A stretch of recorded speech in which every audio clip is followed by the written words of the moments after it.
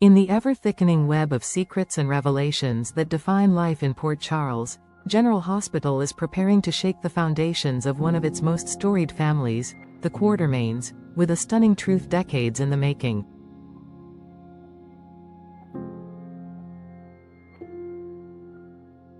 At the center of the storm is Tracy Quartermaine, a woman known for her relentless pursuit of control, family legacy, and unrelenting scrutiny of anyone she believes threatens the Quartermaine name.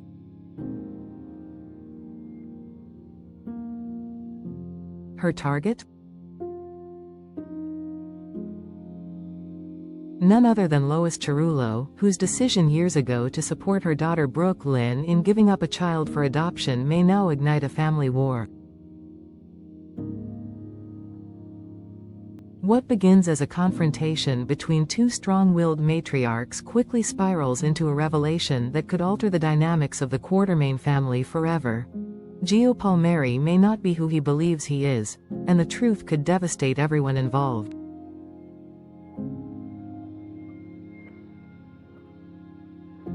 The latest tensions begin with Tracy learning a deeply buried secret from Brook's past, one that sends shockwaves through the halls of the Quartermaine mansion.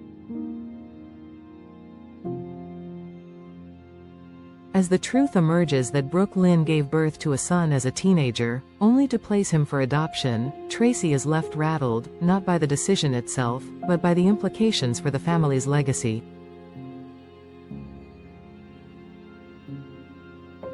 For someone like Tracy, whose entire life is built upon the importance of lineage, loyalty, and status, the idea of a hidden heir living unaware of his place in the family is not only offensive, it's unacceptable.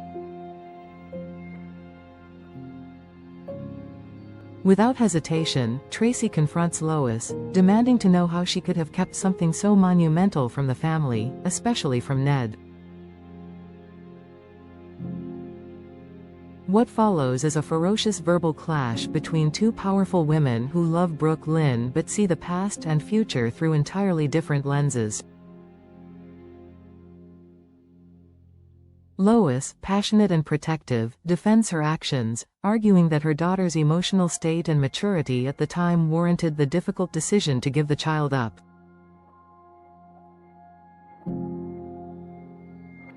According to Lois, her role was to support Brook's choice, not override it with Quartermaine pride.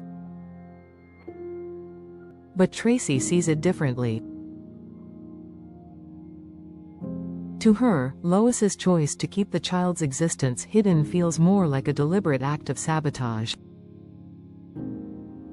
She accuses Lois of manipulating the situation so the child would never be brought into the Quartermaine orbit, calling it a selfish move that deprived the family, and the child, of their rightful connection.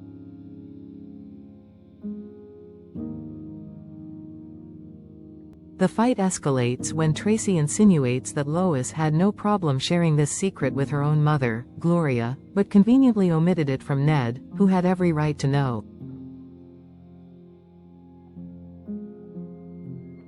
By the end of the argument, Tracy's fury is so pronounced that she makes a chilling declaration. She eagerly anticipates the day she can personally evict Lois from the Quartermaine estate.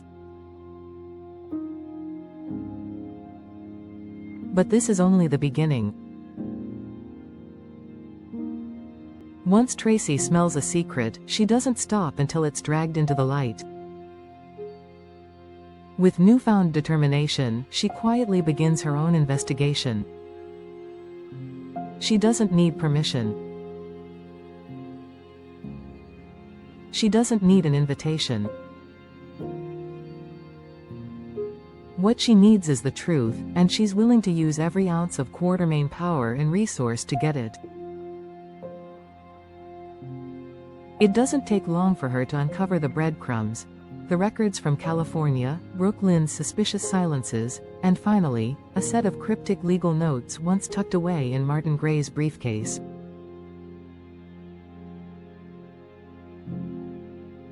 But one detail unlocks everything: confirmation that the child Brook gave up shares DNA with Dante Falconeri. When Tracy puts the pieces together, the name that surfaces sends chills through her: Gio Palmieri. Gio, the talented, charismatic young man who has unknowingly ingratiated himself into the Quartermain fold, may very well be the heir Tracy has been searching for. And the most bitter pill for Tracy? He's already been living under her roof, hidden in plain sight, protected by the very woman she now sees as a threat. As Tracy's fury brews beneath a mask of civility, she knows the next step must be surgical. She must confirm her suspicions beyond doubt. Enter Lulu Spencer. Though still fragile from her own recent traumas, Lulu has quietly been following the same trail of breadcrumbs. Her discovery of Martin Gray's documentation hinted at a secret baby, and a conversation overheard during Sonny Corinthos' birthday party in California connected the dots. Brook, Lynn and Dante had a child. Now that child has a name and a face. When Tracy and Lulu finally align, the magnitude of what they uncover becomes undeniable. The truth is no longer just a possibility, it's a certainty. Gio is Brook Lynn's biological son. The ramifications are immediate and deeply emotional.